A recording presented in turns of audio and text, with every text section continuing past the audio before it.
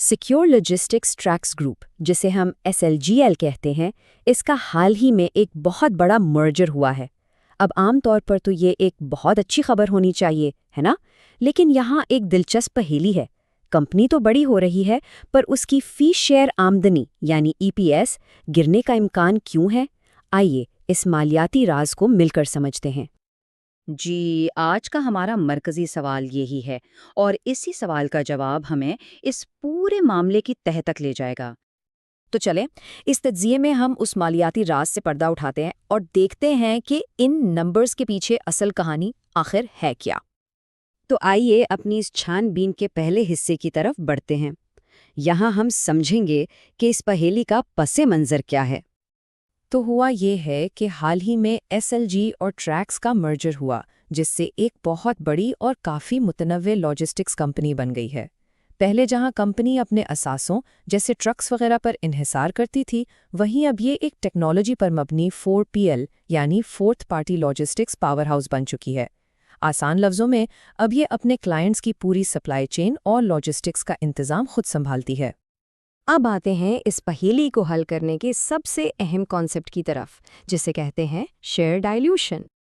तो इस पूरे मम्मे के मरकज़ में जो चीज़ है वो है अर्निंग्स पर शेयर यानी EPS।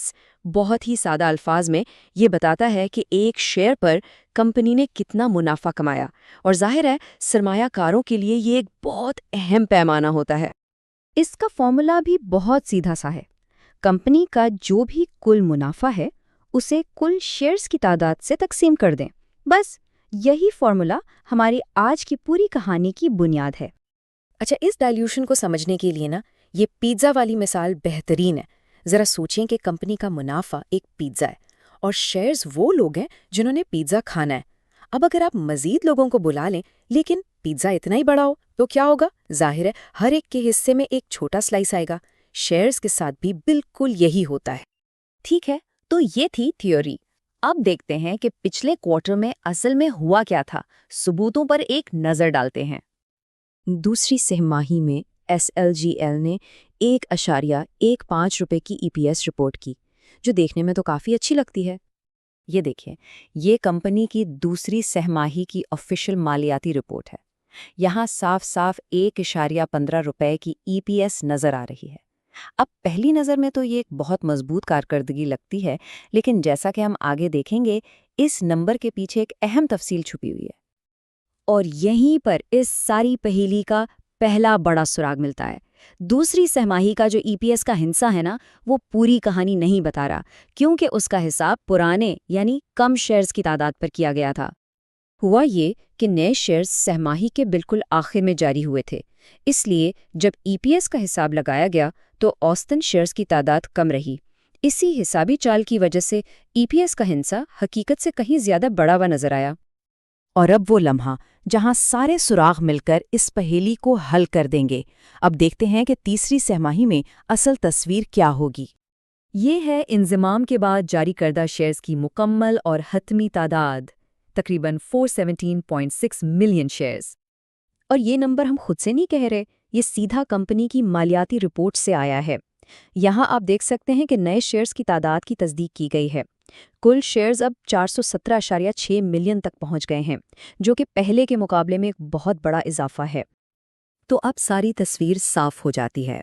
अगर हम फर्ज करें कि मुनाफा उतना ही रहता है, लेकिन उसे नए यानी ज़्यादा शेयर्स पर तकसीम करें, तो EPS खुद ब खुद कम हो जाएगी। जैसे 180 मिलियन के मुनाफे पर EPS तकरीबन सिर्फ 0.43 रह जाएगा। याद है वो पिज़्ज़ा वाली मिसाल? बस वही हुआ है यहाँ। पिज़्ज़ा वही है, लेकिन खाने वाले बहुत ज़्यादा हो गए हैं। तो इस सब का नतीजा क्या निकला? क्या इसका मतलब ये है कि कंपनी की कारकर्दगी खराब हो गई है? आइए समझते हैं कि EPS में इस मुतवक्का कमी का असल मतलब क्या है। तो अहम नुक्ता ये है कि ये कोई बुरी खबर नहीं है। ये सिर्फ एक हिसाबी तब्दीली है, बिजनेस की नाकामी नहीं। ये समझना बहुत ज़रूरी है कि ये कोई खतरे की घंटी नहीं, बल्कि एक अबूरी मरहला है, क्योंकि कंपनी अब बहुत बड़ी हो चुकी है।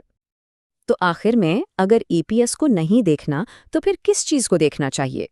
SLGL की मुस्तकबिल की कामयाबी के लिए असल में कौन से मैट्रिक्स अहम होंगे? یہ وہ حصہ ہے جو سرمایہ کاروں کے لیے سب سے زیادہ اہمیت رکھتا ہے۔ اصل کہانی تو اب شروع ہوگی۔ مستقبل میں ای پی ایس بڑھے گی یا نہیں، اس کا انحصار ان 3 چیزوں پر ہوگا۔ پہلا، مرجر کے بعد اخراجات میں کتنی کمی آتی ہے۔ دوسرا، لاجیسرو نامی نئی فنٹیک یعنی فائنینشیل ٹیکنالوجی کمپنی کیسی کارکردگی دکھاتی ہے۔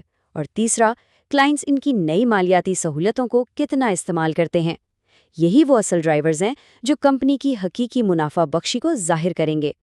تو اس پورے تجزیے کا خلاصہ یہ ہے، ای پی ایس میں جو وقتی کمی نظر آئے گی وہ صرف حساب کا کھیل ہے۔ اصل کہانی اس بات پر منحصر ہے کہ کمپنی اپنے نئے فنٹیک اور لاجسٹکس ماڈل کو کتنی کامیابی سے چلاتی ہے۔ براہ کرم یہ بات ذہن میں رکھیں کہ یہ مواد صرف تعلیمی اور معلوماتی مقاصد کے لیے ہے، اسے کسی بھی طرح سے مالی مشورہ نہ سمجھا جائے۔ اور آخر میں ایک سوال سب کے لیے، اب جبکہ S L S G L ایک بالکل نئی شکل اختیار کر چکی ہے، یعنی ایک ٹیکنالوجی اور فنٹیک پر مبنی لاجسٹکس کمپنی، تو اس کی حقیقی طویل مدتی صلاحیت کیا ہو سکتی ہے، اس پر ضرور سوچیے گا۔